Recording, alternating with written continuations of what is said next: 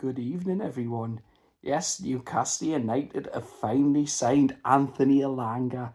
Honestly, it's felt like it's went on for a while. This one we went in from last summer, £45 million. That was rebuffed, and then it was again the same bid 2 weeks ago. But this time we've went back in, and it's been accepted at £52 million plus £3 million in add-ons. And yeah, finally got my man. I've just watched his interview, and yeah, he's really intelligent. He seems really mature, which EddieHowe values, the right type of characters for his squad.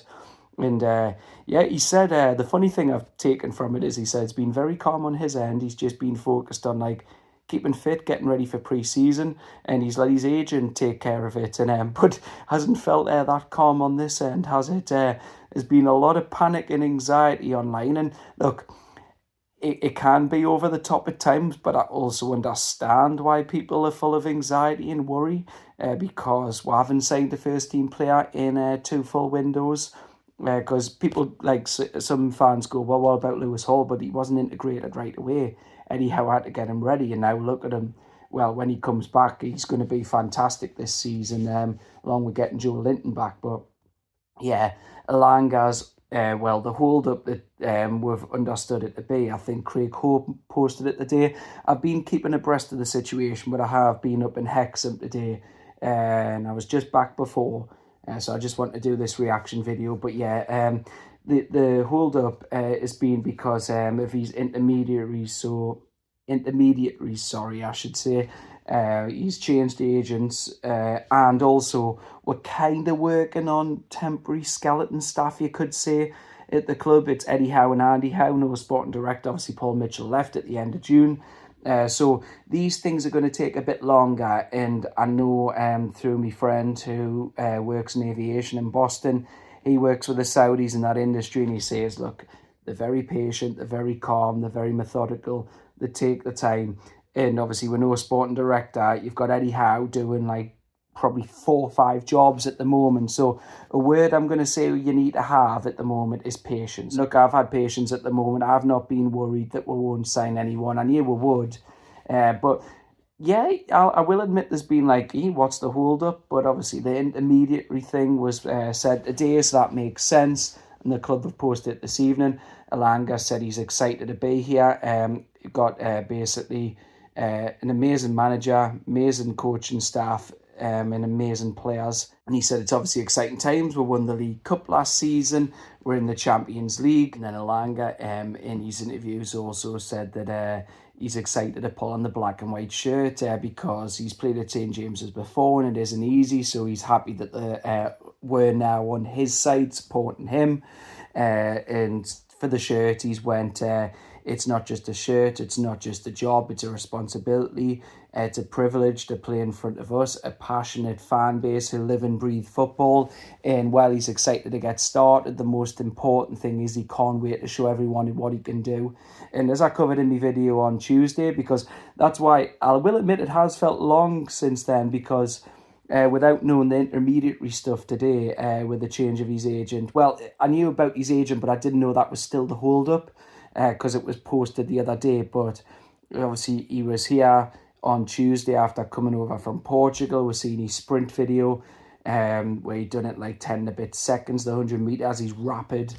And then he had his medical, he got the training ground just before 8 p.m. And then we've been like, what's the hold up? And then I understand the worry when Spurs have went in for Morgan Gibbs-White, but then Marinakis is furious, and he said Spurs have basically tapped him up. How do they bid the exact release clause to the penny? So someone's leaked info, and then you thought, like, is he going to Spurs or is he staying? Is that holding up the Elanga deal?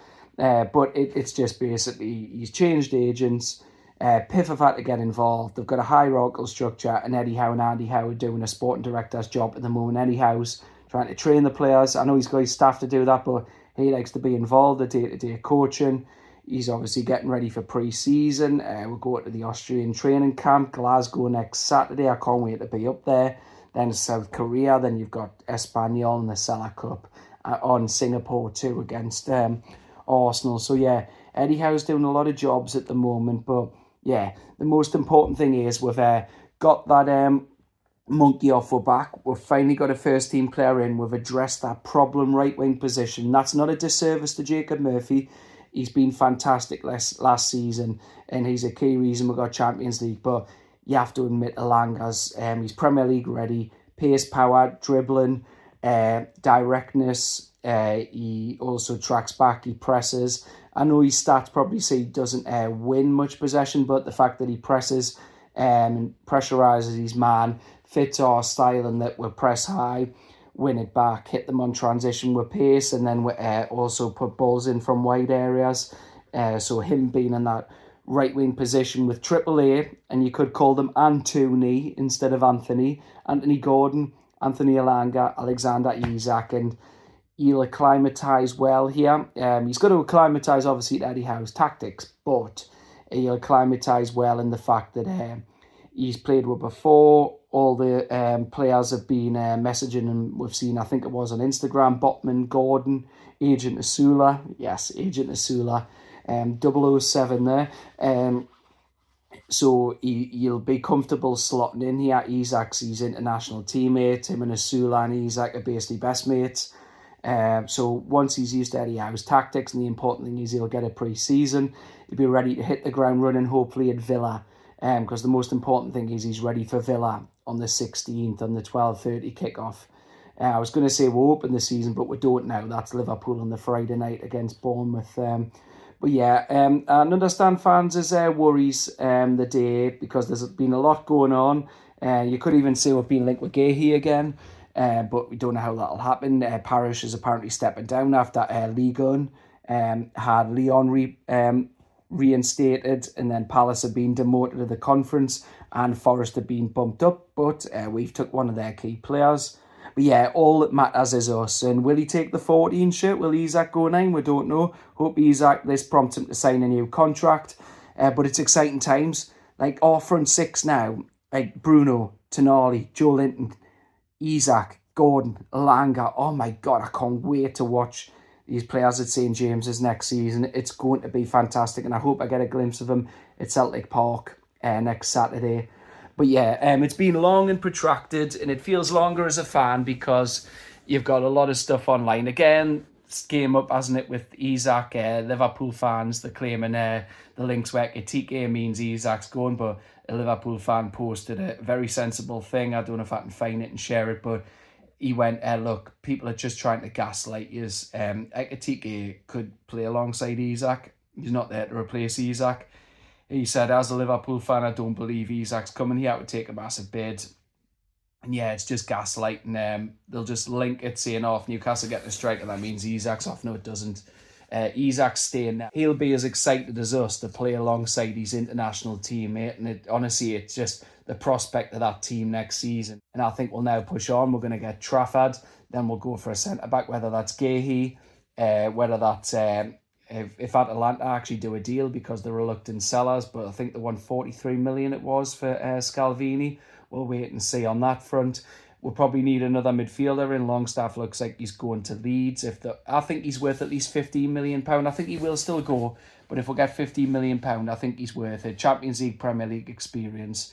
So we will need another midfielder in there, because you can't ask Bruno, Tonali and Joe Linton to go all season. So we need someone in there with Miley and Willock, and then we've got two for each position. And then if we go for another striker, whether that's Dominic Calvert-Lewin, whether it's Ekitike or someone else, we'll wait and see. But the most important thing is we've got Elanga in, and we're up and running in the transfer window, and he's a fantastic signing. And if Longstaff goes, and as I said in my last video, Longstaff effectively pays for the first year of the Elanga contract.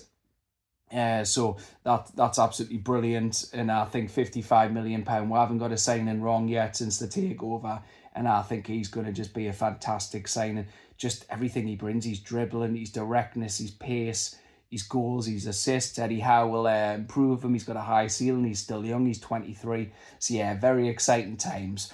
But anyway, that's it from me for now. I just wanted to do this quick ad hoc video, my reaction to it. So thank you very much for watching. Take care. I hope you all have a fantastic weekend, everyone. I'm now off to bed because I'm knackered. Good night.